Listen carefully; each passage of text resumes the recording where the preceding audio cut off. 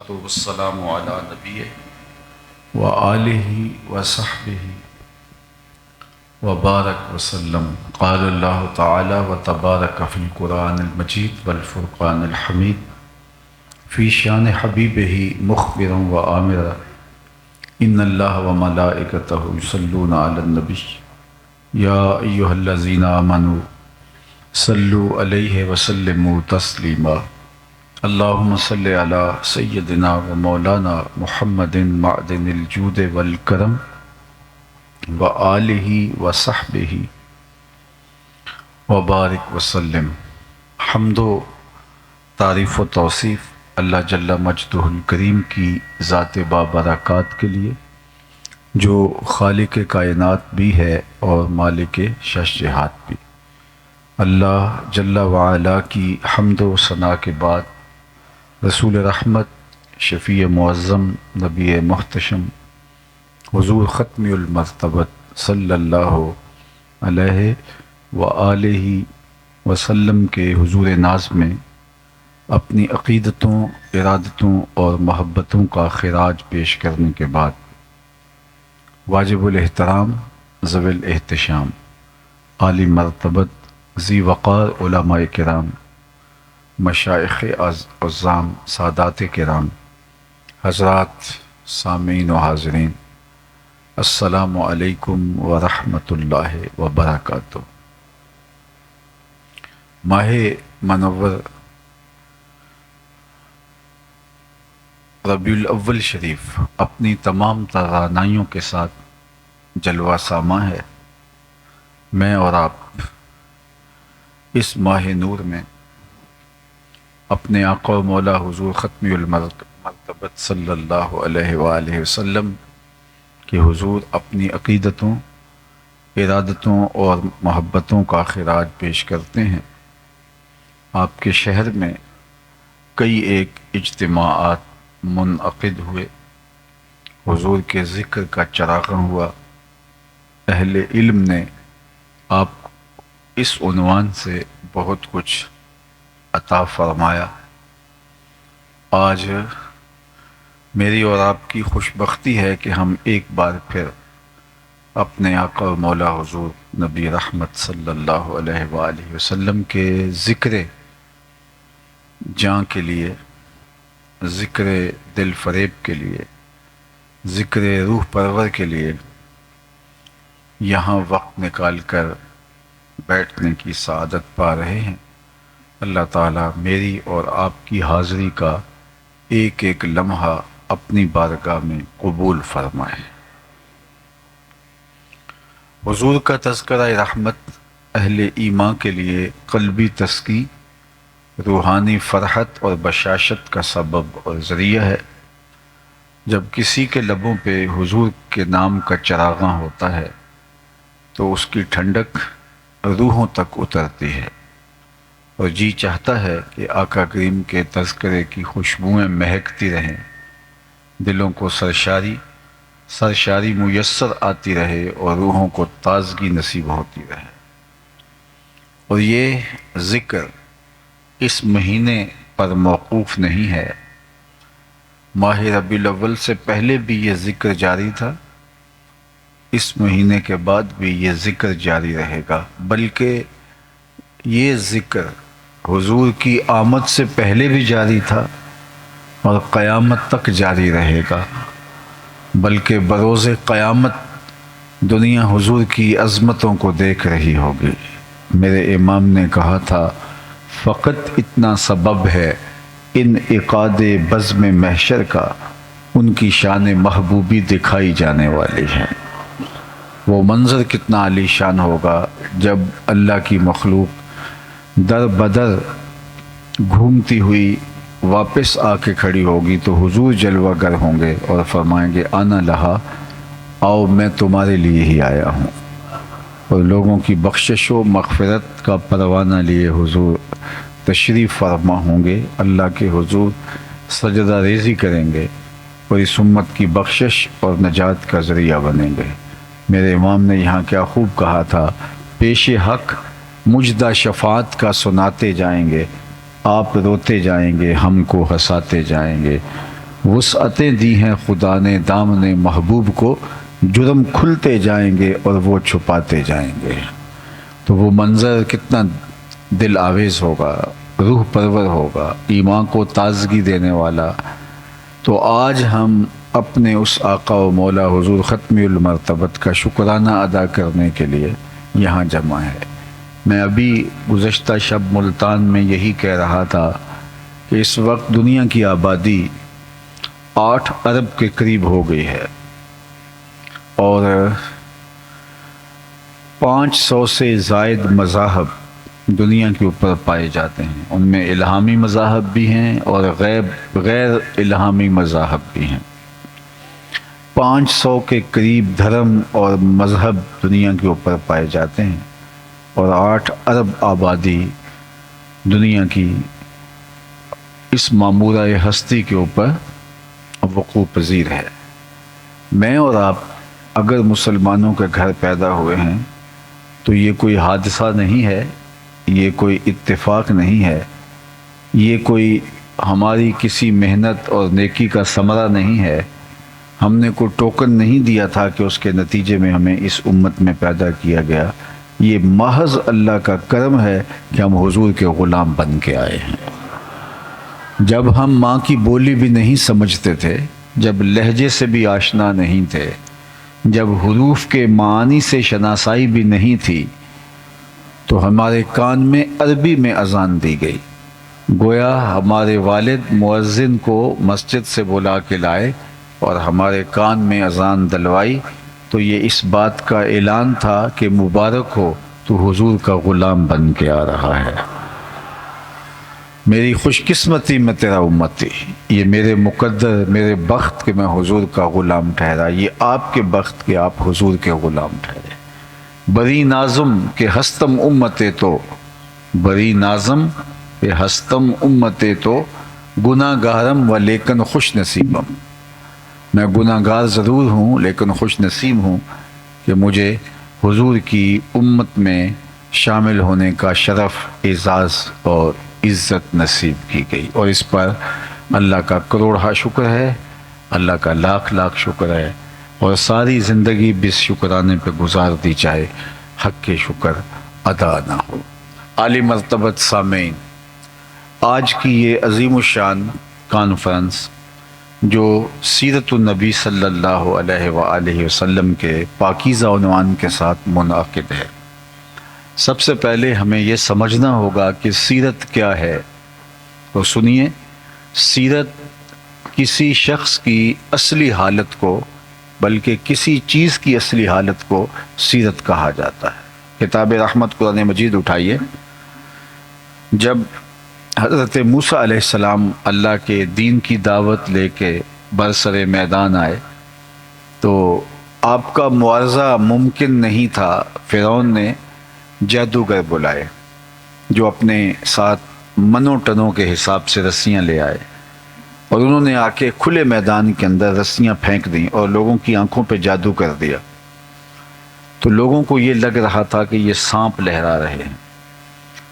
تو لہراتے ہوئے سانپوں کو دیکھ کر لوگوں کے اندر مرعوبیت پیدا ہوئی، تو اللہ نے اپنے پیغمبر حضرت موسیٰ علیہ السلام سے کہا کہ آپ کے ہاتھ میں جو عصا ہے آپ اب اس کو ڈال دیجئے۔ تو جب آپ نے وہ عصا پھینکا تو وہ بہت بڑا اژدہا بن گیا، اور جتنی بھی رسیاں پھینکی گئی تھی ان سب رسیوں کو نگل لیا۔ پھر اس کے بعد جب سمٹتا ہے تو عصا کا عصا، ڈنڈے کا ڈنڈا۔ اب جب وہ سمٹ کے دوبارہ ڈنڈا بننے جا رہا تھا تو وہاں قرآن نے جو لفظ استعمال کیے کہ اللہ نے جب وہ رسیاں نگل لی گئیں اور وہ اژدہا سب کو جو ہے وہ کھا گیا، تو فرمایا کہ اب اس کو پکڑ لیجئے، سَنُعِيدُهَا سِيرَتَهَا الْأُولَى، ہم اس ڈنڈے کو، اس جو اژدہا بنا ہوا ہے، اس کو پلٹا کے دوبارہ اس کی اصلی حالت کی طرف لوٹا رہے ہیں۔ تو وہاں جو قرآن نے لفظ استعمال کیا ہے وہ سیرت کا لفظ استعمال، سَنُعِيدُهَا سِيرَتَهَا الْأُولَى، تو کسی بھی اصلی حالت کو سیرت کہا جاتا ہے۔ تو پھر یہ سمجھ آئی کہ اگر کوئی شخص گاہک سے ہنس ہنس کے بول رہا ہو تو ہم یہ نہیں کہہ سکتے کہ یہ خوش اخلاق ہے، یہ اس کی مجبوری بھی ہو سکتی ہے، کاروباری مجبوری۔ الیکشن کے دنوں میں کوئی امیدوار آپ کو جفیاں ڈال رہا ہو تو یہ اندازہ کرنا مشکل ہے کہ یہ بہت خلیق ہے، بڑا خوش خلق ہے، یہ بڑا انسان دوست ہے۔ اس کی اصلی حالت نہیں ہے، اس وقت غرض کی بنیاد پر اس کی ایک عارضی حالت ہے۔ یہ الیکشن کے بعد دیکھا جائے گا کہ اس کی حالت کیا ہے، اصلی حالت بعد میں کھل کے سامنے آئے گی۔ عمومی طور پہ کسی شخص کی اصلی حالت اس کی بیوی کے سامنے، اس کی ماں کے سامنے، اس کے اہل خانہ کے سامنے ہوتی ہے۔ اسی لیے اللہ کے محبوب علیہ السلام نے فرمایا خیرکم خیرکم لأہلہ وانا خیرکم لأہلی، تم میں سب سے بہتر وہ ہے جو اپنے اہل خانہ کے ساتھ بہتر ہے، اور میں تم میں سب سے زیادہ اپنے اہل خانہ سے بہتر ہوں۔ ازواج مطہرات کے ساتھ حضور کا جو رویہ تھا، حضور علیہ السلام کا جو سلوک تھا، وہ کتنا دل آویز ہے۔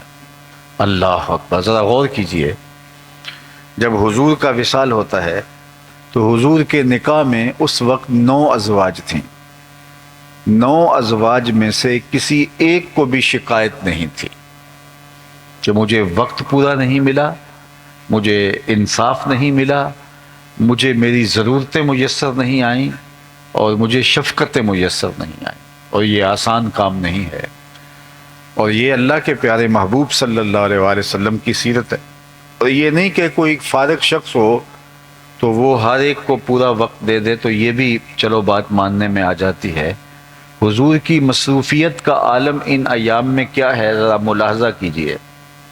یہ جو مدینہ المنورہ کے 10 سال ہیں، میں آپ سے ایک بات کرتا ہوں، ہمارے دیہاتوں میں ایک بات ہوتی ہے، شہر کے لوگ بھی اس مزاج سے آگاہ ہیں، کہ اگر زندگی میں 302 کا ایک کیس آ جائے تو آدھی زندگی کھا جاتا ہے، اگرچہ وہ جھوٹا ہی کیوں نہ ہو۔ 302 کا ایک کیس اگر کسی کے اوپر ڈال دیا جائے تو آدھی زندگی وہ کیس لے جاتا ہے۔ لیکن ان 10 سالوں کے اندر میرے اور آپ کے آقا و مولا نے 27 جنگیں لڑی ہیں۔ ذرا غور کیجیے، 27 جنگیں لڑی ہیں ان 10 سالوں کے اندر۔ یہ ہے مصروفیت کا عالم، قیامت تک آنے والے انسانیت کو منشور حیات دیا ہے، یہ ہے حضور کی مصروفیت کا عالم۔ اللہ کے محبوب کی زندگی کے روز و شب لوگوں کے اندر گزرتے ہیں، کبھی بازار میں جا نکلتے ہیں اور ان کو اسلوب تجارت سکھاتے ہیں، آنے والے وفود سے ملاقات ہوتی ہے، کبھی لوگوں کی بیمار پرسی کرتے دکھائی دیتے ہیں، کبھی حضور کسی کے جنازے کے لیے تشریف فرما ہو رہے ہیں۔ حضور 5 نمازیں خود پڑھاتے تھے مسجد نبوی کے اندر، صفہ کے چبوترے پہ بیٹھ کے پڑھنے والوں کو سبق حضور خود دیا کرتے تھے۔ اللہ کے محبوب نے اسفار بھی کیے ہیں، خطوط بھی لکھے ہیں، خطوط لکھوائے ہیں، وفود بھیجے ہیں۔ اللہ کے محبوب نے مختلف لوگوں کی حوصلہ افزائی کی ہے، اچھائی کی ترغیب دی ہے، برائی سے عملاً منع کیا ہے۔ یہ حضور کی زندگی کے روز و شب ہیں، اور سارا دن یوں گزرتا ہے، اور جب رات گہری ہوتی ہے تو حضور مصلی پہ کھڑے ہو جاتے ہیں، حتیٰ تتورم قدماہ، یہاں تک کہ مبارک قدم جو ہیں ان میں ورم آ جاتا ہے، اور میرا رب رب ہو کے کہتا ہے، اے چادر اوڑھنے والے، ساری رات جاگا نہ کر، کبھی سو بھی لیا کر۔ یہ ہے حضور کی زندگی کے روز و شب۔ کسی نے ٹائم مینجمنٹ سیکھنی ہو تو وہ اللہ کے رسول سے سیکھے۔ آج کی تاریخ میں سب سے زیادہ جن چیزوں کو اہمیت دی جا رہی ہے اور جس پہ زیادہ تحقیق اور ریسرچ چل رہی ہے، ان میں سے ایک چیز ٹائم مینجمنٹ ہے۔ لوگوں کے پاس وقت سکڑ گیا ہے، کام زیادہ ہو گئے، تو لوگ یہ پوچھتے ہیں کہ تھوڑے وقت کے اندر زیادہ کام کیسے کریں۔ تو اب حضور کی زندگی کے 10 برس دیکھ لیں، 27 جنگیں بھی ہیں، اور لوگوں کو اسلوب زندگی بھی سکھایا۔ اللہ کے محبوب نے صفہ کے چبوترے پہ بیٹھ کے پڑھنے والے تمام صحابہ کو قیامت تک آنے والے مسائل کا حل بھی دیا۔ گھر میں ام المومنین کو جو ہے وہ تمام خواتین کے مسائل بھی سکھائے، اور آقا کریم علیہ السلام نے آنے والے وفود سے ملاقات بھی کی، اور 9 ازواج میں سے کسی ایک خاتون کو بھی شکایت نہیں ہے کہ مجھے وقت پورا نہیں ملا ہے۔ اللہ اکبر۔ تو یہ حضور کی زندگی ہے، تو ٹائم مینجمنٹ حضور سے سیکھیں۔ اور آج لوگ کہتے ہیں کہ وقت بچانے کا بہترین طریقہ یہ ہے کہ آپ اپنے ضروری کام خود کریں، اس سے بہت سارا کام وقت بچتا ہے، اور یہ آپ حضور کی سیرت سے سیکھ سکتے ہیں۔ اللہ کے محبوب علیہ السلام ایک سفر میں ہیں، تو ایک جگہ پہ پڑاؤ کیا، تو کوئی چولہا سیدھا کرنے لگا، کوئی گوشت کاٹنے لگا، کوئی اور ضرورت کے لیے کھانے کی تیاری میں لگ گیا، تو آقا کریم بھی ایک سمت چل دیے۔ تو صحابہ نے کہا حضور آپ کہاں تشریف لے جا رہے ہیں؟ فرمایا علیہ جمع الحطب، میں لکڑیاں جمع کر کے لاتا ہوں۔ تو لوگوں نے کہا حضور ہم خادم ہیں، ہم کس لیے؟ تو فرمایا کہ میں یہ پسند نہیں کرتا کہ لوگ کام کریں اور میں معتبر بن کے بیٹھا رہوں۔ اللہ اکبر۔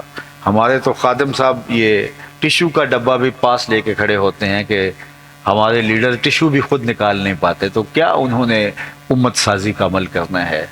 جو گلاس میں پانی خود نہ ڈال سکیں، جو ٹشو نہ اٹھا سکیں، تو وہ کس طرح امت سازی کا عمل کریں گے؟ حضور نے فرمایا علیہ جمع الحطب، میرے اوپر لکڑیاں جمع کرنا ہے، اور حضور لکڑیاں جمع کر کے لائے تاکہ ان کاموں کے اندر میرا بھی برابر کا حصہ ہو۔ غزوہ خندق کے موقع پر آپ جانتے ہیں کہ کیا حال ہوا، بھوک کی شدت ہے، اور شدت کی وجہ سے انہوں نے اپنے اپنے پیٹ پہ پتھر باندھے ہوئے تھے، اور جب برداشت سے کام باہر ہونے لگا تو کچھ لوگ حضور کے پاس آئے اور شکایت کی کہ حضور اب تو بھوک کی اتنی شدت ہے، دیکھیے پیٹ کے اوپر پتھر باندھ لیے ہیں، اب تو جو ہے وہ کام نہیں ہو پا رہا۔ تو حضور نے ان کو کوئی تسلی آمیز صرف لفظ دینے کی بجائے اپنے پیٹ سے کپڑا اٹھایا، تو لوگوں نے دیکھا کہ حضور کے پیٹ پہ دو دو پتھر بندھے ہوئے۔ اگر ان کے پیٹ پہ ایک پتھر بندھا ہے تو حضور کے بطن اقدس کے اوپر دو پتھر بندھے ہوئے تھے۔ تو پھر انہوں نے جو جذبہ اور جوش کے ساتھ میدان عمل کے اندر جو ہے وہ کود کے نعرہ لگایا، وہ یہ تھا نحن الذین بایعوا محمدا، ہم وہ ہیں جن کا پیر یہ ہے، ہم وہ ہیں جن کا مرشد گرامی یہ ہے، ہم وہ ہیں جنہوں نے حضور کے ہاتھ پہ بیعت کی ہے۔ پھر وہ پوری ہمت کے ساتھ، توانائی کے ساتھ میدان عمل میں موجود پائے گئے، اور پھر حالات کے رخ کو پلٹ کے رکھ دیا۔ تو یہ حضور کی سیرت طیبہ ہے۔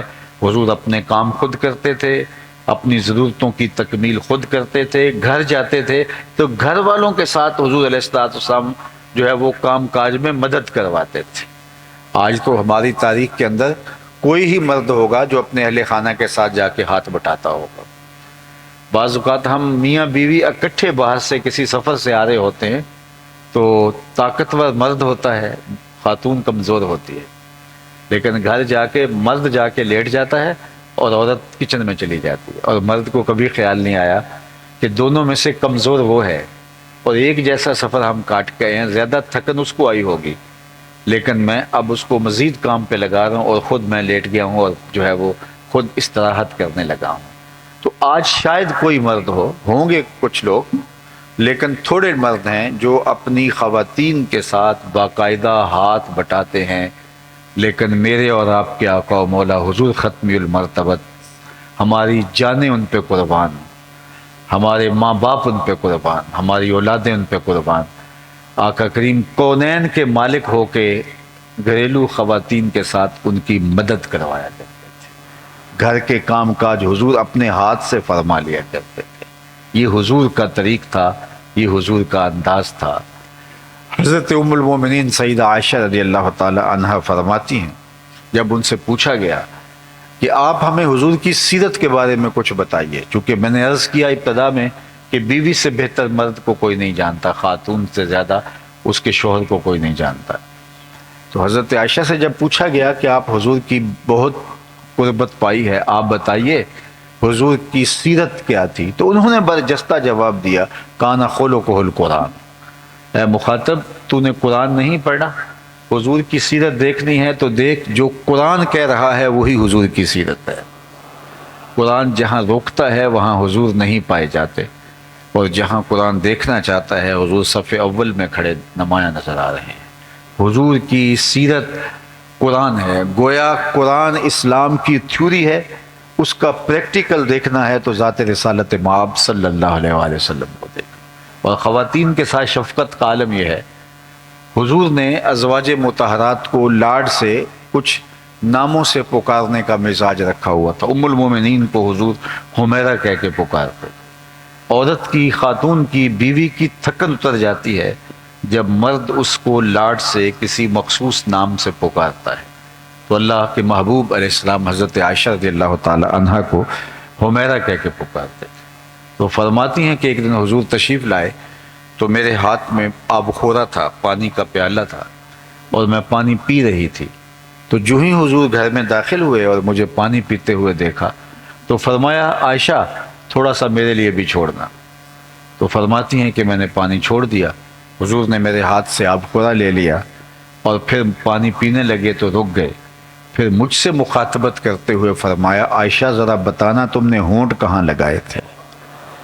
مجھے یہ بتاؤ اگر شوہر کا رویہ بیوی کے ساتھ یہ ہوگا تو گھر جنت کا ٹکڑا نہیں بن جائے گا کہ میں وہاں ہونٹ رکھ کے پینا چاہتا ہوں جہاں تم نے لب لگائے تھے، جہاں تم نے ہونٹ لگائے تھے۔ یہ ہے شفقت اللہ کے محبوب صلی اللہ علیہ وآلہ وسلم۔ ام المومنین سیدہ عائشہ رضی اللہ تعالیٰ عنہ فرماتی ہیں کہ حضرت خدیجہ الکبریٰ رضی اللہ تعالیٰ عنہ کے وصال کے بعد اللہ کے محبوب علیہ الصلوۃ والسلام ان کا ذکر کرتے، ان کے لیے جانور ذبح کرتے اور گوشت کے ٹکڑے ان کی سہیلیوں کے گھروں میں بھیجتے۔ تو ایک دن مجھ سے نہ رہا گیا تو میں نے کہہ دیا، چونکہ میرا ان سے جو رشتہ تھا، میں نے کہا حضور اللہ نے آپ کو بہتر ازواج عطا کر دی، آپ اس خاتون کا ذکر نہیں چھوڑتے بڑھاپے کی وجہ سے جس کے ہونٹوں کے گوشے رنگ بدل گئے تھے۔ تو آقا کریم علیہ الصلوۃ والسلام نے فرمایا عائشہ مجھے خدیجہ کے بارے تکلیف نہ دینا، جب پورے مکے نے میرا انکار کیا تھا اس نے میرا اقرار کیا تھا، اور فرمایا میں اس کو کبھی نہیں اس کا ذکر کبھی نہیں چھوڑ سکتا۔ فرماتے ہیں پھر اس کے بعد میں نے کبھی بات نہیں کی۔ تو یہ تھا حضور کا خلق، یہ تھا حضور کا کردار اور ازواج کے ساتھ حضور کا رویہ۔ بلکہ حضرت خدیجہ الکبریٰ رضی اللہ تعالی عنہا سے ہی حضور کی سیرت سن لیجئے، اور یہ اعلان نبوت سے قبل کی سیرت ہے جو ام المومنین بیان کر رہی ہیں۔ جب پہلی وحی نازل ہوئی حضور کے قلب اطہر پر تو قرآن تو پہاڑوں پہ بھی نازل ہوتا تو وہ بھی ریزہ ریزہ ہو جاتے۔ یہ تو حضور کا دل تھا، قلب اطہر تھا جو سہار گیا اس وحی کو، لیکن اس کا ایک احساس تھا جو حضور پا رہے تھے، اور حضور کو سردی کی فیلنگ آ رہی تھی۔ تو پہلی وحی کے بعد جب حضور گھر آئے تو فرمایا یا خدیجہ زملونی، مجھے چادر اوڑا دو، مجھے سردی لگ رہی ہے، اور فرمایا مجھے اندیشہ جاں ہے۔ وہ ایک کیفیت تھی حضور کے اوپر۔ تو ام المومنین نے حضور کو تسلی دیتے ہوئے فرمایا کہ آپ پریشان نہیں ہوں گے، کلا واللہ لا یخزیک اللہ ابدا، آپ کا رب آپ کو کبھی بھی بے آبرو نہیں ہونے دے گا، آپ کا رب آپ کو کبھی بھی پریشان نہیں ہونے دے گا، آپ کی عزت پہ حرف نہیں آنے دے گا۔ کیوں؟ ذرا سنیے، یہ حضور کی سیرت ہے جو برجستہ ام المومنین نے بیان کی ہے۔ حضور آج نبوت کا بتا رہے ہیں، آج پہلی وحی نازل ہو رہی ہے، لیکن ام المومنین حضور کا کردار بتا رہی ہے۔ کلا واللہ لا یخزیک اللہ ابدا انک لتصل الرحم وتحمل الکلہ وتکسب المعدوم وتقری الضیف وتصدق الحدیث وتعین علی نوائب الحق۔ یہ ام المومنین کے لفظ ہیں کہ آپ کا رب آپ کو کبھی بھی تنہا نہیں چھوڑے گا، پریشان نہیں ہونے دے گا، آپ کی آبرو پہ حرف نہیں آنے دے گا۔ کیوں؟ انک لتصل الرحم، آپ صلہ رحمی کرتے ہیں، رشتہ داروں کے ساتھ سلوک اچھا کرتے ہیں۔ اللہ اکبر۔ جو یہ چاہے کہ اس کی عمر میں برکت ہو اور اس کے رزق میں برکت ہو، وہ رشتہ داروں کے ساتھ سلوک اچھا کرے۔ رشتہ داروں کے ساتھ اچھا سلوک کرنے سے رزق میں برکت پیدا ہوتی ہے اور عمر میں اضافہ ہوتا ہے۔ بعض لوگ کہتے ہیں ہم تو اچھا کرتے ہیں لیکن وہ اچھا نہیں کرتے تو پھر ہم بھی پیچھے ہٹ گئے ہیں، کوئی ایک قدم پیچھے ہٹے گا تو ہم 10 قدم پیچھے ہٹیں گے، تو یہ تو کوئی کمال نہ ہوا۔ اگر کسی نے اچھا سلوک کیا اس کے بدلے میں ہم نے آگے سے اچھا سلوک کیا تو یہ تو کوئی بڑی بات نہیں ہے، یہ تو کوئی بھی کرے تو اس کے ساتھ اچھا سلوک کیا جاتا ہے، کوئی برا سلوک کرے پھر بھی اچھائی کرنا اس کے ساتھ کمال یہ ہے۔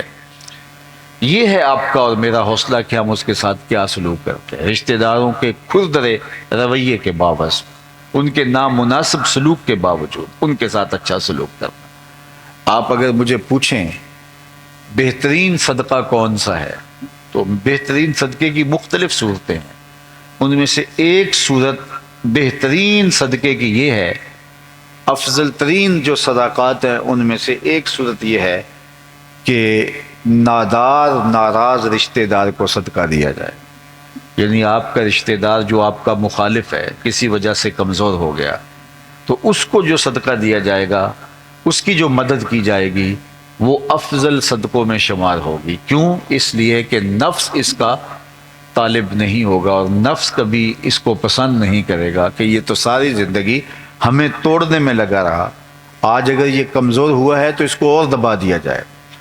تو وہ صدقہ نفس اس کی مخالفت کرے گا، اور نفس کی مخالفت کے باوجود غریب رشتہ دار کو جو نادار ہو گیا ہے، ضرورت مند ہو گیا ہے، اس کو کھڑا کرنا، وہ گر گیا ہے اس کو اٹھانا، اس کی ضرورت کو پورا کرنا، یہ افضل صدقات میں سے صدقہ قرار دیا گیا ہے۔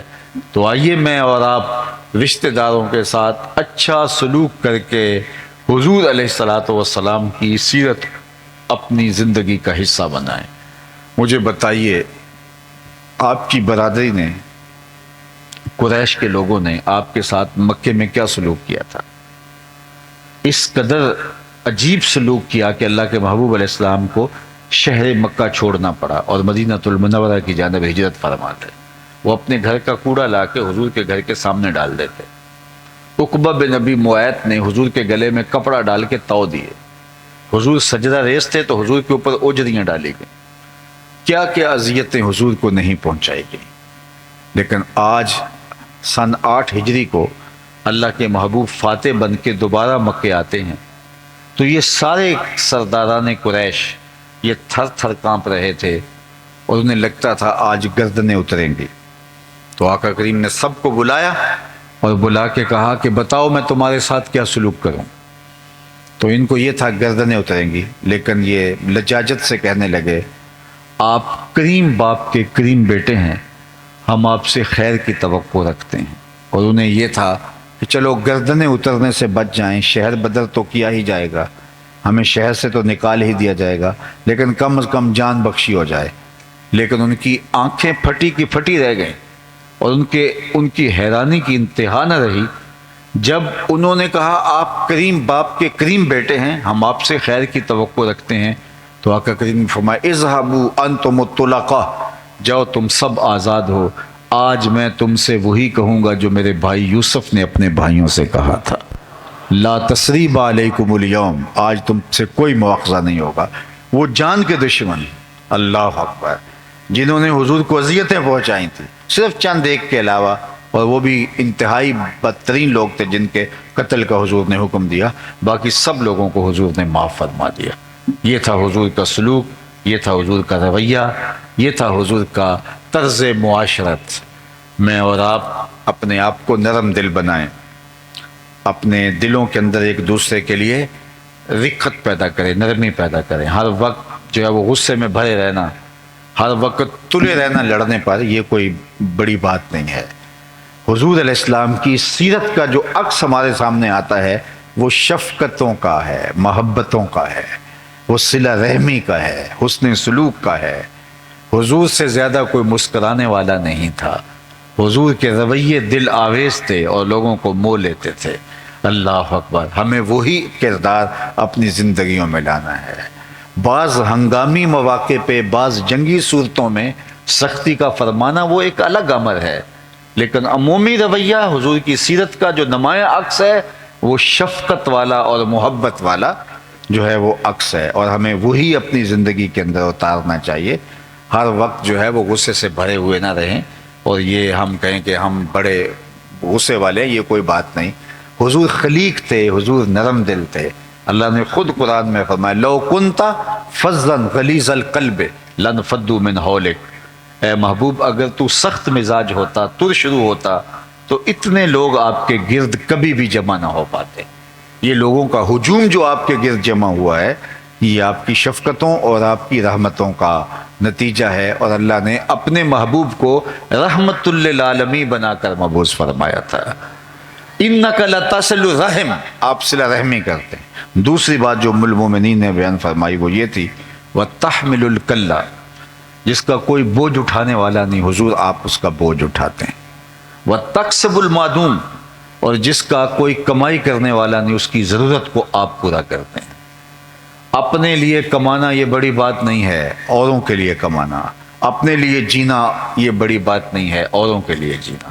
آپ نے کبھی درختوں کو دیکھا ہوگا، اپنی چھاؤں میں خود نہیں بیٹھتے۔ درخت اپنا پھل اوروں کو دان کرتے ہیں، اپنا پھل کبھی خود نہیں کھاتے۔ اور اسی طرح آپ نے جانوروں کو دیکھا ہوگا کہ وہ اپنا دودھ خود نہیں پیتے، اپنا دودھ اوروں کو دان کرتے ہیں، اوروں کی ضرورتوں کو پورا کرتے ہیں۔ جو اوروں کی ضرورتوں کو پورا کرتا ہے وہ نافع وجود اللہ اس کو دیر تک باقی رکھتا ہے، اور جو اوروں کی ضرورتوں کی تکمیل نہیں کرتا، اپنی زندگی جیتا ہے، خود غرضی کی زندگی جیتا ہے، پھر وہ کچھ عرصے کے بعد مٹا دیا جاتا ہے، اس کا تشخص بھی باقی نہیں رہتا۔ خیر الناس من ینفع الناس، لوگوں میں سے بہتر وہ ہے جو لوگوں کے لیے جو ہے وہ بہتر ہے، اللہ کے مخلوق کے لیے اس کا وجود نافع ہے، اور مخلوق کے لیے رحمت کا پاکیزہ وجود ہی اللہ کے محبوب علیہ الصلوۃ والسلام کا پیکر تھا، اور ہمیں اسی کی تعلیم دی گئی ہے۔ تو جس کا کوئی کمانے والا نہیں تھا، حضور اس کے لیے کماتے تھے، اس کی ضرورت کو پورا کرتے تھے۔ جس کا کوئی بوجھ اٹھانے والا نہیں تھا، حضور اس کا بوجھ اٹھاتے تھے، اس کی ضرورتوں کو پورا کرتے تھے۔ چوتھا وصف حضور کا بیان فرمایا، وَتَقْرِ الضَّيْفَ، آپ اونچے درجے کے مہمان نواز ہیں۔ حضور مہمان نوازی شعار رکھتے تھے، یہ بات ذہن میں رکھیے، مہمان اپنی قسمت کا کھانا آپ کے دسترخوان پہ آ کے کھاتا ہے، وہ آپ کی قسمت نہیں اٹھاتا، اپنی قسمت کا کھانا آپ کے دسترخوان پہ آ کے کھاتا ہے، رحمتیں لے کے آتا ہے، برکتیں چھوڑ کے جاتا ہے۔ تو کبھی بھی تنگ دل نہیں ہونا چاہیے مہمان سے، اس نے آپ کا بالکل نہیں کھایا، اس نے اپنے مقدر کا آپ کے دسترخوان پہ کھایا ہے۔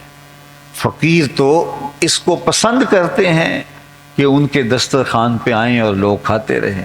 بلے شاہ نے کہا تھا، اٹ کھڑک کے دکڑ وجے تتا ہووے چلہ، آن فقیر کھا کھا جامن راضی ہووے بلا۔ انہیں اچھا لگتا ہے، بلکہ ہمارا دین تو اتنا پاکیزہ دین ہے کہ جب کوئی کسان فصل بوتا ہے تو جب فصل بوتا ہے تو کچھ چڑیاں کو جانور آ کے اس فصل سے دانے اٹھا کے لے جاتے ہیں، یا باغ لگاتا ہے تو پھل سے نوچ کر کچھ چڑیاں اٹھا کے لے جاتی ہیں، طوطے نوچ کے لے جاتے ہیں۔ تو وہ جانور، وہ چڑیاں، وہ طوطے، وہ باقی چیزیں جو آپ کی فصل سے دانے اپنے حصے کے اٹھا کے لے جاتے ہیں، اللہ تعالیٰ کسان کے نامہ اعمال میں وہ صدقے کے طور پہ لکھ دیتا ہے، اس کا بھی اس کو اجر ملتا ہے۔ حالانکہ ان کی قسمت کا دانہ اللہ نے وہاں رکھا ہوا تھا، وہ اپنی قسمت کا اٹھا کے لے گئے ہیں، لیکن کسان کے نامہ اعمال کے اندر بھی جس نے کھیتی لگائی اور اس کو سینچا اور پانی دیا، اللہ اس کے نامہ اعمال کے اندر درج فرما دیتا ہے۔ تو مہمانوں سے دل تنگ نہیں ہونا چاہیے، مہمانوں کے لیے دل کی کشادگی ہونی چاہیے۔ حضرت ابراہیم علیہ السلام کی تو عادت یہ تھی کہ مہمان کے بغیر کھانا ہی نہیں کھاتے تھے، اور یہ بات ذہن میں رکھیے، جو کھانا مہمان کے ساتھ کھایا جائے اس کا حساب نہیں ہوتا۔ اللہ اکبر۔ تو جب بھی انہیں بھوک لگتی تو کھانا تیار کرواتے، اہل خانہ سے کوئی مہمان ڈھونڈنے نکل جاتے۔ ایک دن کوئی 80 سال کا بوڑھا ملا، اس کو کہا کہ آؤ کھانا تیار ہے۔ وہ مسافر تھا، گزر رہا تھا، گھر لے آئے، دسترخوان پہ بٹھایا۔ جب کھانا لگا دیا گیا تو کہا اللہ کے نام سے شروع کرو۔ اس نے کہا میں تو اللہ کو نہیں مانتا۔ کہا میاں تیرا میرا کیا رشتہ ہے، اللہ کے نام پہ تو کھلا رہا ہوں تجھے۔ اس نے کہا میں روٹی کے چند ٹکڑوں کے لیے اپنے بتوں کا نام نہیں چھوڑ سکتا، میں تمہارے رب کا نام نہیں لوں گا، اگر کھانا دینا ہے تو ٹھیک ہے، نہیں دینا تو یہ جا رہا ہوں۔ فرمایا اگر تو اتنی غیرت رکھتا ہے بتوں کی تو ٹھیک ہے تیری مرضی، اٹھ کے چلا گیا۔ وہ چلا گیا تو جبریل حاضر خدمت ہو گئے۔ اللہ اکبر، اے ابراہیم تو نے میرا ایک بندہ ناراض کر دیا۔ مالک وہ تیرا بندہ تھا، تیرا نام لینا بھی اس کو گوارا نہیں تھا۔ کہا اس کی عمر کتنی ہوگی؟ مالک کوئی 80 کے پیٹے میں ہوگی۔ کہا اتنا عرصہ ہو گیا نا کہ میں اس کو کھلا رہا ہوں، تم ایک دن نہیں کھلا سکے۔ اب حضرت ابراہیم ڈھونڈنے نکلے اس شخص کو، وہ پہاڑ چڑھ رہا تھا، دور سے آواز دی، میاں آ جا، کھانا ٹھنڈا ہو رہا ہے۔ اس نے کہا ضرور آ جاتا ہوں لیکن تیرے رب کا نام نہیں لوں گا۔ کہا نہ لینا، آ جا۔ کہا اس وقت تو بڑے غصے میں تھا، کیا ہوا اتنی جلدی مزاج بدل گیا؟ کہا اسی رب کا پیغام آیا ہے کہ میں بھی تو 80 سال سے کھلا رہا ہوں، ایک دن تو اگر کھلا دے گا تو کیا ہوگا؟ کہ اچھا تیرا رب اتنا کریم ہے تو کھانا بعد میں کھاؤں گا، پہلے اپنے رب کا غلام بنا لے۔ تو مہمان کے ساتھ کھانا کھانا یہ سعادت مندی ہے، اور فقیروں کا تو شیوا ہے۔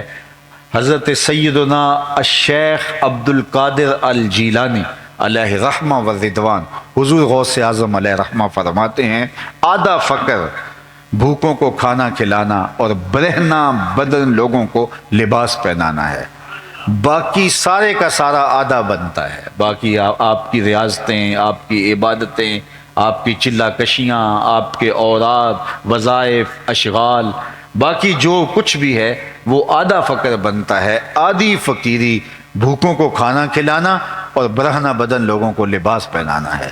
تو فرمایا کہ وَتَقْرِ الضَّيْفَ، حضور آپ لوگوں کو کھانا کھلاتے ہیں، ضرورت مندوں کی ضرورت کو پورا کرتے ہیں۔ آپ کا رب آپ کو کبھی بھی تنہا نہیں چھوڑے گا، پریشان نہیں ہونے دے گا۔ پھر اس کے بعد جو چوتھی چیز، پانچویں چیز بیان کی ام المومنین نے، وہ یہ تھی وَتَصْدُقُ الْحَدِيث، آپ نے زندگی میں کبھی جھوٹ نہیں بولا۔ یہ میرے حضور کی سیرت ہے، اور اس سیرت کو ہمیں سیکھنے کی ضرورت ہے۔ آج حضور کی امت جو قدم قدم پہ جھوٹ بول رہی ہے، اس کو کس طرح زیبا ہے کہ وہ جھوٹ بولے۔ ہمارے آقا و مولا تو وہ تھے کہ جن کو کافر بھی صادق اور امین کہہ کے پکارتے تھے، اور ہم بات بات پہ جھوٹ بولیں اور حضور کی امت ہونے کا دعویٰ کریں تو ہم پھر کھڑے کہاں ہیں؟ آج ہمارا تاجر کہتا ہے جناب اگر جھوٹ نہ بولیں تو سودا نہیں بکتا، تو میں کہتا ہوں جاپان والے کیسے بیچ لیتے ہیں؟ پوری دنیا کے اوپر ان کا سودا آنکھیں بند کر کے لوگ لے رہے ہیں۔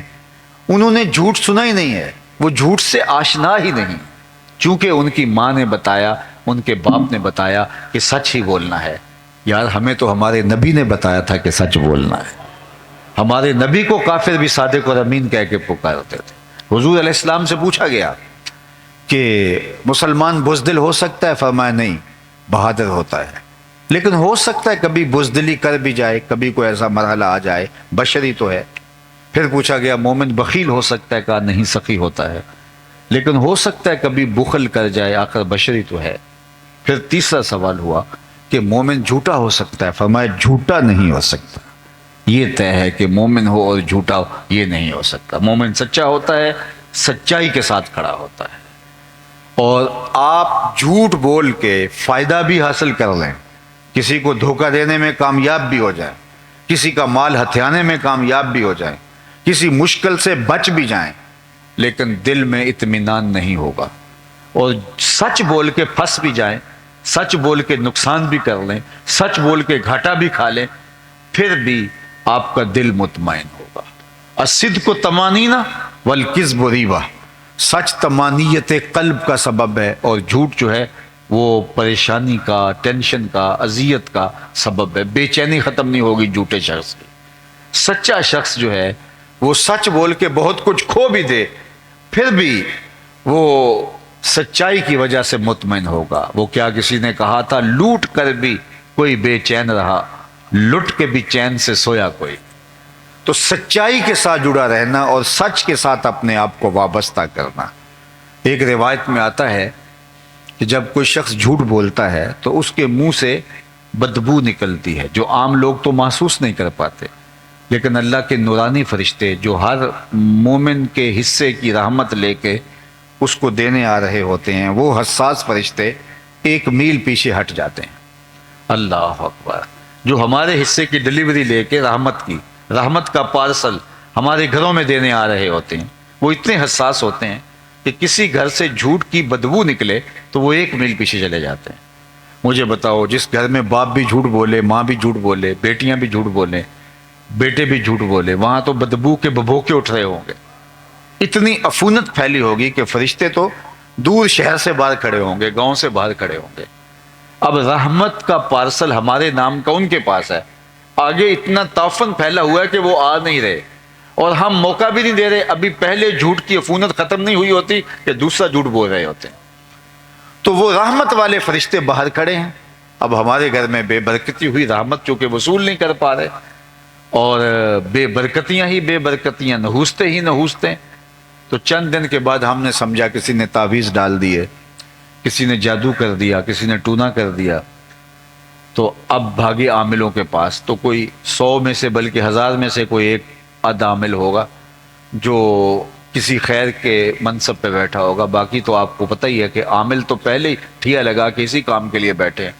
اس نے کہا تو وقت پہ آ گیا، ورنہ تعویذ چل جانے تھے، اور اب اتنے اتوار آنا پڑے گا، اتنے منگل آنا پڑے گا، اتنے بدھ آنا پڑے گا۔ اور ایسے ایسے عامل میں جانتا ہوں کہ جو اتنے منحوس ہیں کہ وضو کیا انہیں غسل کا طریقہ بھی نہیں آتا، اور وہاں شریف گھروں کی خواتین جا کے ان کے سامنے بیٹھی ہوتی ہیں، صرف کیا ہے کہ گھر کی نحوست ختم ہو جائے۔ میاں گھر کی نحوست یہ ختم نہیں کرے گا، گھر کی نحوست سچائی ختم کرے گی۔ وہ رحمت کے پارسل ڈھیر لگے ہوئے ہیں باہر اور فرشتے اندر نہیں آ پا رہے، وہ ہمارے حصے کی رحمت تھی، ہمیں دے نہیں پا رہے۔ اس عفونت کو صاف ختم کرو اور گھر کو پاکیزہ کرو۔ جس گھر میں قرآن کھلتا ہوگا اس گھر میں رحمتیں اتریں گی، جس گھر میں مصلے بچتے ہوں گے اس گھر میں رحمتیں اتریں گی، جس گھر میں درود پڑھا جاتا ہوگا اس گھر میں رحمتیں اتریں گی، اور جس گھر میں جھوٹ ہوگا، مکر ہوگا، فریب ہوں گے، دھوکہ دہی ہوگی، تو پھر آپس میں لڑائیاں، غلط فہمیاں، فساد، بے برکتی، رزق آتا ہے کثرت کے ساتھ، جانے کا پتہ نہیں چلتا، بیماریاں اور ایسی بیماریاں جو لا علاج ہیں، مصیبتیں، ٹینشن، عجیب قسم کی چیزیں اس گھر کا گھیرا کر لیں گی اس جھوٹ کی وجہ سے۔ تو آئیے میں اور آپ اپنی زندگی کو جو ہے وہ سچ کے ساتھ جوڑیں۔ ہمارے آقا و مولا حضور ختمی المرتبت صادق بھی تھے اور میرے حضور امین بھی تھے۔ امین ایسے کہ حضور کے گھر کا جب گھراؤ کیا ہوا ہے، ذرا دیکھو تو صحیح، کائنات میں کوئی ایسی کوئی مثال ہی نہیں ملتی۔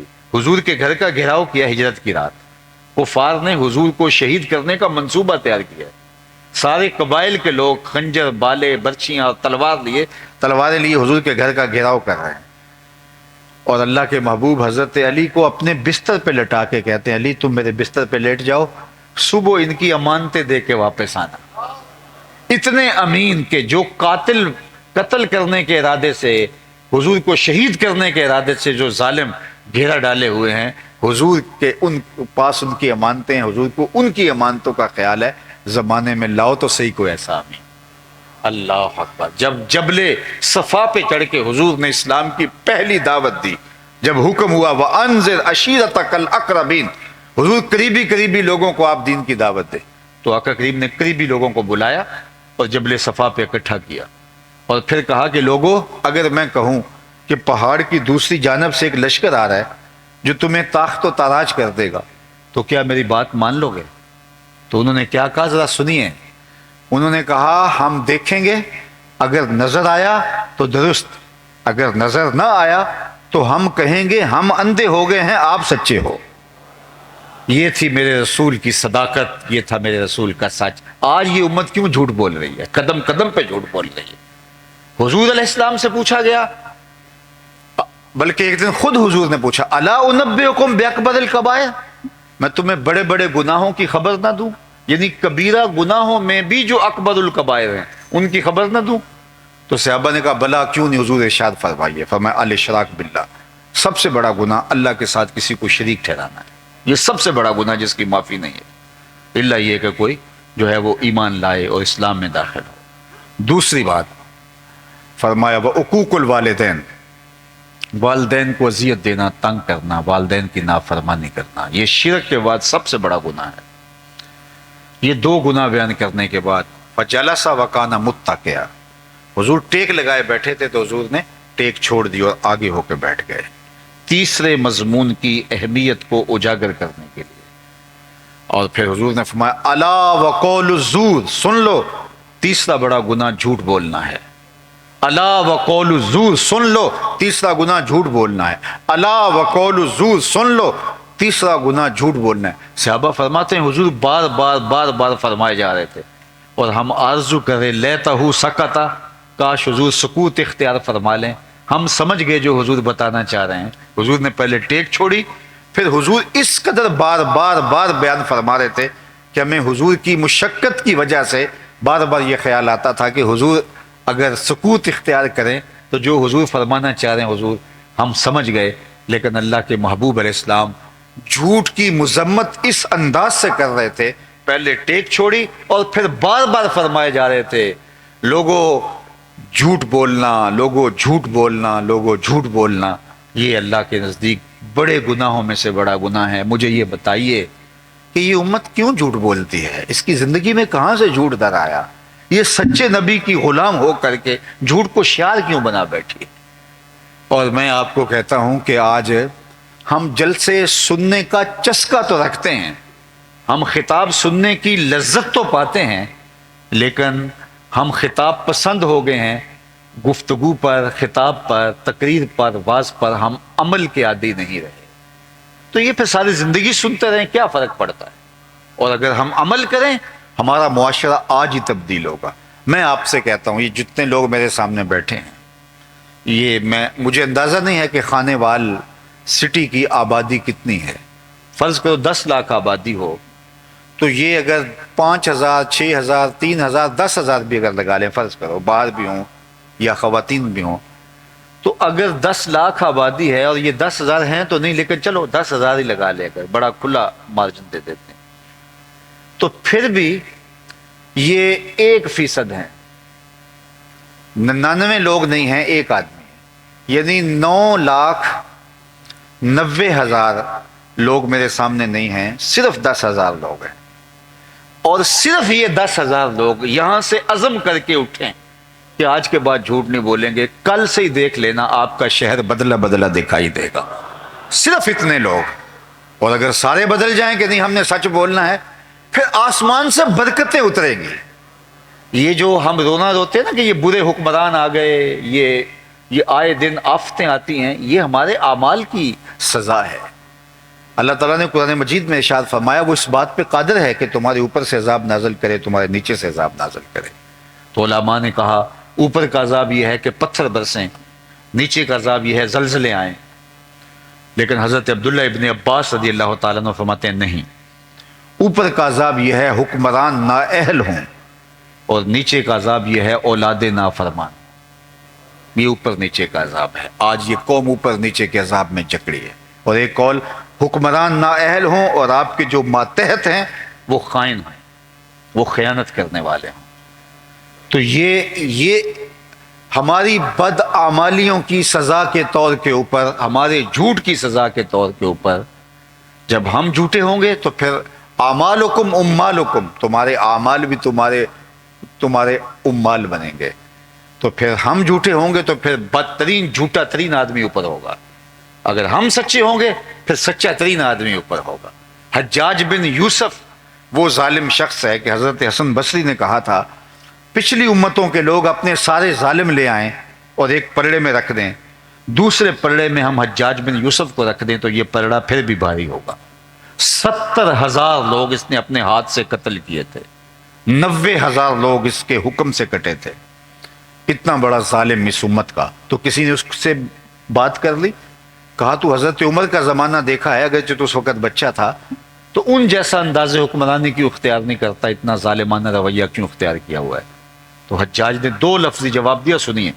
اس نے کہا تبازروا اتعمر لکم، تم ابو ذر بن جاؤ میں عمر بن جاتا ہوں۔ تبازروا وتعمروا لکم، تم ابو ذر بن جاؤ میں عمر بن جاتا ہوں۔ جب رعایا ابو ذر غفاری جیسی ہوتی ہے تو حکمران عمر جیسے ہوتے ہیں۔ تو آج جو ہم دیکھ رہے ہیں، جو سینیریو ہمارے سامنے ہے، یہ ہماری بدعمالیوں کی سزا ہے۔ آج مجھے دوست بتا رہا تھا کہ OIC کا اجلاس ہونے جا رہا ہے، تو میں نے اس کو یہی کہا ہے کہ OIC کے اجلاس میں کیا ہوگا کہ پورے زور سے مذمت کریں گے اسرائیل کی اور بات ختم ہو جائے گی۔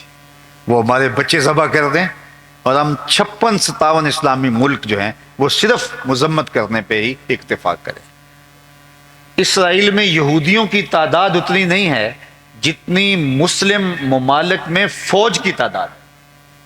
80 لاکھ کے قریب مسلم ممالک کی فوج بنتی ہے، اور اسرائیل میں 80 لاکھ یہودی نہیں ہیں، اور ہمارے بچے دن دہاڑے ذبح کرتے ہیں اور ہم کھلی آنکھوں سے دیکھتے ہیں، اور سوائے مذمت کے ہمارے پاس کوئی لفظ نہیں ہے۔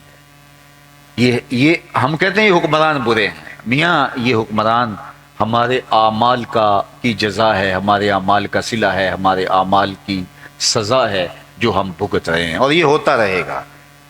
میں اور آپ صرف جھوٹ بھی نہیں چھوڑنا چاہتے، کوئی نہیں چھوڑنا چاہتا جھوٹ، اور ہم کہتے ہیں کہ ٹھیک ہے ہم نے تقریر سنی ہے سنیں گے، ہم نے واز سنا ہے سنیں گے، اچھی محفل نعت کروائیں گے، ہم پیر صاحب سے بھی بیعت ہیں اور پیر صاحب کو بھی نذرانہ دیں گے، ہم حج بھی کریں گے، عمرے بھی کریں گے، سب کچھ کریں گے، لیکن دکان پہ بیٹھ کے جھوٹ بولیں گے، 2 نمبر مال بیچیں گے، ملاوٹ کریں گے، دھوکہ دیں گے، دجل و تلبیس کریں گے، اور چاہتے ہیں کہ اوپر فرشتوں جیسے حکمران آئیں۔ این خیال استو محال استو جنو، یہ کبھی ہونے والا نہیں ہے جب تک ہم خود صحیح نہیں ہوں گے۔ تو میں کہتا ہوں کہ قوم اگر ارادہ کر لے کہ ہم نے ٹھیک ہونا ہے تو یہ 10 لاکھ میں سے 10,000 لوگ بھی نہیں ہیں، لیکن صرف اتنے لوگ آج کے بعد عزم مصمم کر لیں تو کل سے شہر میں بدلاؤ آپ کو محسوس ہوگا۔ اور اگر سارا شہر پھر پورا ملک اگر ارادہ کر لے کہ ہم سچ بولیں گے، صرف ایک سچ کی برکت سے ملک کل سے بدلنا شروع ہو جائے گا، لیکن ہم اس کو بدلنے کے لیے تیار نہیں ہیں۔ ہم صرف تقریر کی لذت لینا چاہتے ہیں، عمل ہمیں تلخ لگتا ہے، عمل ہمیں مشکل لگتا ہے۔ گفتگو کی لذت میں اس کے سحر میں کھو جانا چاہتے ہیں، اور زیادہ لذیذ ہوگی تو ہم اٹھ کے پیسے بھی نچھاور کریں گے، نوٹ بھی نچھاور کریں گے، نعرے بھی لگائیں گے، واہ واہ کے ڈونگرے بھی برسائیں گے، یہ سب کرنے کے لیے تیار ہیں ہم، پھول بھی پھینکیں گے، سب کچھ کریں گے، لیکن جو نہیں کریں گے وہ عمل نہیں کریں گے۔ حالانکہ یہ سب کچھ نہ کیا جاتا، صرف عمل کیا جاتا۔ تقریر کا مقصد یہ تھا، واز کا مقصود یہ تھا، مدعا یہ تھا، اور یہ جلسے منعقد اسی لیے ہوتے ہیں کہ ان پر عمل کیا جائے، لیکن جو مقصود ہے اس کو چھوڑا، اور جو چیزیں مقصود نہیں تھی ان کو ہم نے اختیار کر لیا۔ تو میرے اور آپ کے آقا و مولا اس کائنات کے سب سے سچے انسان تھے، اور دنیا کو بتایا کہ سچ کیا ہوتا ہے اور سچائی کے ساتھ کیسے جڑا جاتا ہے۔ تو فرمایا ام المومنین نے حضور سے عرض گزار ہوئیں کہ انک لتصل الرحم وتحمل الکلہ وتکسب المعدوم وتقری الضیف وتصدق الحدیث وتعین علی نوائب الحق۔ اور مشکل میں اگر کوئی حق کے راستے میں پھنس جاتا ہے تو جب کوئی اس کے ساتھ کھڑا نہیں ہوتا، حضور آپ اس کے ساتھ کھڑے ہوتے ہیں۔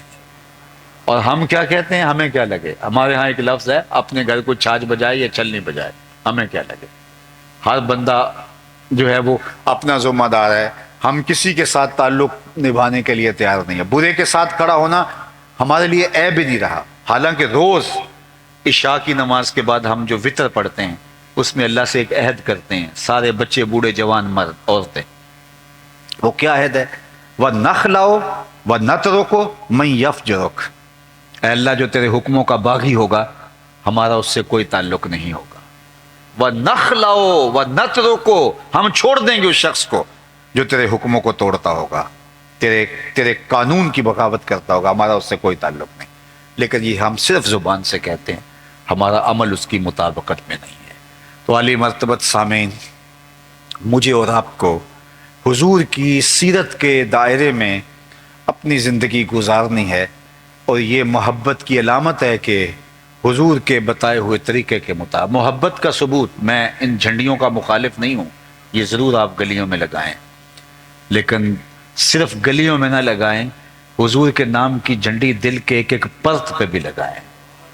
صرف بنیروں پہ ہی چراغاں نہ کریں، بلکہ کوئی دیا لے کے دل کی اندھیر نگری میں بھی آئیں، یہاں بھی بہت اندھیرا ہے، یہاں بھی کوئی دیا روشن کریں۔ صرف گلیوں کو صاف نہ کریں کہ یہاں سے جلوس نے گزرنا ہے، کوئی جھاڑو لے کے دل کی گلیوں میں بھی آئیں، یہاں حسد کے، حقد کے، بغض کے، کینے کے، نفرتوں کے ڈھیر پڑے ہوئے ہیں، اور کوئی جھاڑو لے کے دل نگر کو بھی صاف کریں۔ جب دل کی گلیاں صاف ہو جائیں گی تو آپ نگاہ جھکائیں گے، مدینے کی گلی دکھائی دے گی۔ ہم نے صرف جو ہے وہ اپنے ظاہر کو، پیکنگ کو زور دیا، لیکن جو اندر تھا وہ میاں صاحب نے لکھا ہے کہ شیشے اتے کٹا جمیا کنداں چاڑی جاندے، شیشے اتے کٹا جمیا کنداں چاڑی جاندے، جلداں نوے سانب کے رکھ دے ورکے پھاڑی جاندے۔ تو پیکنگ پہ زور نہیں بلکہ اس کے جو اندر ہے اس پہ زور دینا ہے، اور اپنے اندر کو بدلنا ہے۔ اللہ ہمیں حضور کی سیرت پر عمل پیرا ہونے کی توفیق نصیب فرمائے۔ اپنی خاص عنایتیں ہم سب کا مقسوم کریں۔ 2 نومبر کو بفضل ہی تعالی گجرانوالہ مرکز کے اندر سالانہ مصطفیٰ اجتماع ہے، میں خود آپ کو اس کی دعوت پیش کرتا ہوں۔ عالی مرتبت علماء، مہمانان گرامی اور جتنے بھی احباب تشریف لائیں، ہماری آنکھیں اس دن آپ کے لیے فرش راہ ہوں گی۔ وآخر دعوانا ایسے ہی کرتے پھر کبھی کرتے.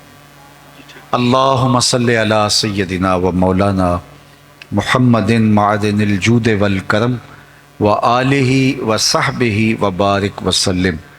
اللہ اٹھے ہوئے ہاتھ کبھی بھی خالی نہ موڑنا، پھیلی ہوئی جھولیاں رحمتوں سے بھر دینا، بخت کی بہاریں نصیب فرمانا، مقدر کی خزائیں رخصت کر دینا.